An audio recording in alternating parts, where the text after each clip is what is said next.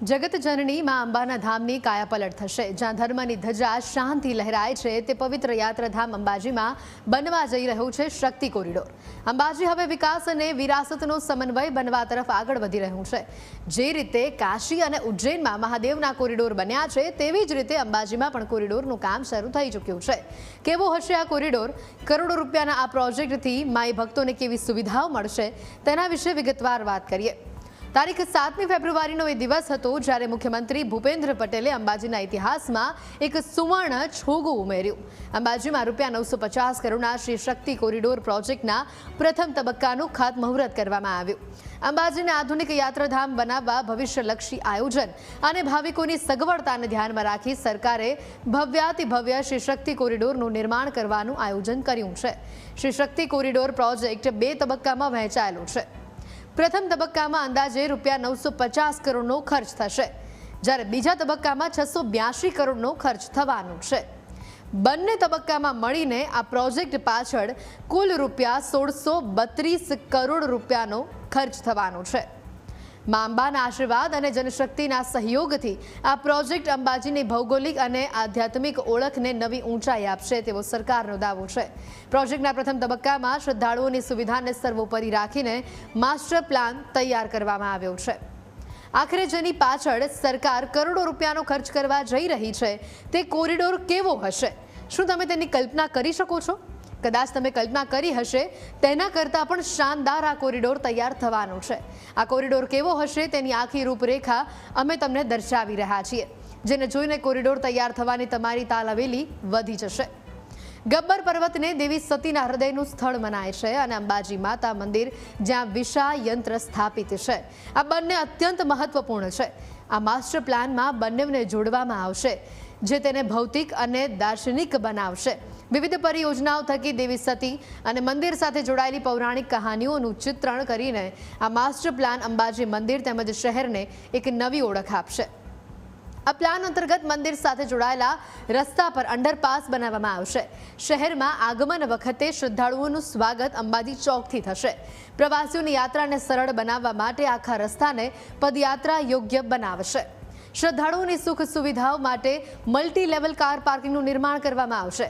દર્શનાર્થીઓના આગમન પ્રાંગણની રચના કરવામાં આવશે અને જેને શક્તિ પથ દ્વારા મંદિર પરિસર અને ગબ્બર દર્શન ચોક સાથે જોડવામાં આવશે। ગબ્બર દર્શન ચોક કંઈક એ રીતે બનાવાશે કે તે ગબ્બરની મહત્વપૂર્ણતા તેમજ દેવી સતીની ગરિમાની છબીને નિખારશે, જે દર્શનાર્થીઓમાં આકર્ષણનું કેન્દ્ર બનશે।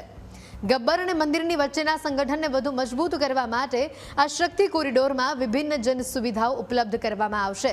સાથે જ એક નિર્ધારિત માર્ગ પણ બનાવવામાં આવશે। હાલમાં અંબાજીમાં મંદિર અને ગબ્બર સિવાય બીજા કોઈ હરવા ફરવાના સ્થળો નથી અને તેના જ કારણે લોકો એક જ દિવસમાં ત્યાંથી પાછા ફરે છે। પરંતુ અંબાજી મંદિરમાં વધારે સુવિધાઓ ઊભી થવાના કારણે ત્યાં 1 થી 2 દિવસ રોકાણ કરી શકાય તે પ્રકારના આકર્ષણો પણ ઊભા કરવામાં આવશે, જેમાંનું એક છે સતી સરોવર। અહીંયા સતી સરોવર અને સતી ઘાટ બનાવવામાં આવશે, જ્યાંથી ગબ્બરની મહાઆરતીનો લાભ લઈ શકાશે। ગબ્બરને ત્યાંથી સ્પષ્ટ રીતે જોઈ શકાશે। આ ઉપરાંત ગબ્બર ઉપર પણ કાયાકલ્પ કરવામાં આવશે। ગબ્બર ઉપર મંદિર પરિસરનું 2 ગણું વિસ્તરણ કરવામાં આવશે। જે રીતે પાવાગઢ ઉપર મંદિરનું વિસ્તરણ કરાયું છે તેવી જ રીતે અહીંયા મંદિર પરિસરને મોટું કરવામાં આવશે। અંબાજીના માસ્ટર પ્લાનથી શહેર તેમજ મંદિરની રૂપરેખા બદલાઈ જશે। રોજગારીમાં વધારો થશે। અંબાજીમાં પહેલેથી જ લાખો શ્રદ્ધાળુઓ દર્શનાર્થે આવે છે, પરંતુ જ્યારે આ ભવ્ય કોરિડોર બનીને તૈયાર થશે ત્યારે તેની રોનક આખી અલગ જ હશે।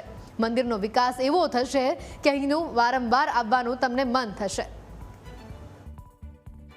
પ્રથમ તબક્કામાં 950 કરોડના ખર્ચે મુખ્ય મંદિર, ગબ્બર પર્વત અને માનસરોવરને જોડતા ભવ્ય શક્તિ કોરિડોરનું નિર્માણ કરવામાં આવશે।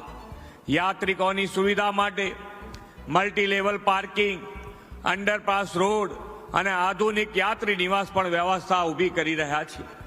એટલું જ નહીં, દિવ્ય દર્શન ચોક, શક્તિપથ અને સતી ઘાટ જેવા આકર્ષણો યાત્રાળુઓને પૌરાણિક કથાઓ સાથે ભાવનાત્મક રીતે જોડશે। ટેકનોલોજીના માધ્યમથી લાઇટ એન્ડ સાઉન્ડ શો અને સુરક્ષા માટે આઈટીસી નેટવર્ક દ્વારા આખા પરિસરને સુરક્ષિત અને ભવ્ય બનાવવામાં આવશે।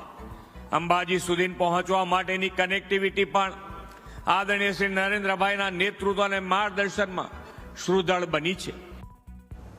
અંબાજી મંદિર કરોડો શ્રદ્ધાળુઓની આસ્થાનું કેન્દ્ર છે અને તેથી જ અહીંયા દેશ વિદેશથી લોકો માતાજીને શીશ ઝુકાવવા આવે છે.